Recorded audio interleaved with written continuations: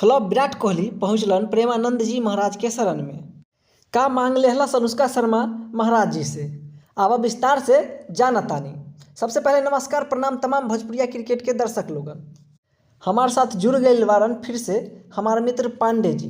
तो का हाल बा भाई पांडे जी? ठीक बाते बारे जी, अपन बतावा। ठीक बानी पांडे जी, मस्त बानी, व्यस्त बानी आ दर्शक लोगन के बीच बानी। पांडे जी सुननी है विराट कोहली और अनुष्का शर्मा फिर से प्रेमानंद जी महाराज से मिले गईलन है। हाँ तिवारी जी, वो लोग तो भगवान के शरण में खूब झुकल बा। ई कोहली के देख के लगता शादी के बाद कुछ बदल गईल बा। बिल्कुल सही कहतानी। पहले वाला विराट भगवान में कम भरोसा रखत रहल, अब देखी अनुष्का के संग संग कैंची धाम से लेके प्रेमानंद जी महाराज के आश्रम तक हर जगह जात बारन। अनुष्का के असर बा तिवारी जी। अब तो विराट बस भक्ति और शांति खोजत रहेला और वो अनुष्का महाराज जी से प्रेम भक्ति का आशीर्वाद मांगलस। सही बात बा पांडे जी। उ कहत रहस पहले मन में सवाल रहल, लेकिन महाराज जी से मिल के सब साफ हो गईल। अब बस प्रेम भक्ति चाहे। ये बात तो हमनी के भी सीखे के लायक बा।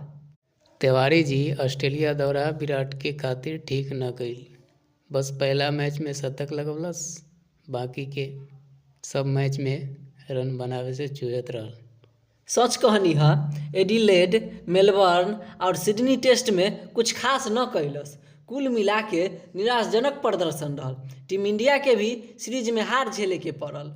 अब तो विराट घर पर आराम कर रहल बा और परिवार के साथ समय दे रहल बा। सुनने बानी कि वो चैंपियन ट्रॉफी 2025 के तैयारी में लागल बा। बिल्कुल सही बात बा पांडे जी।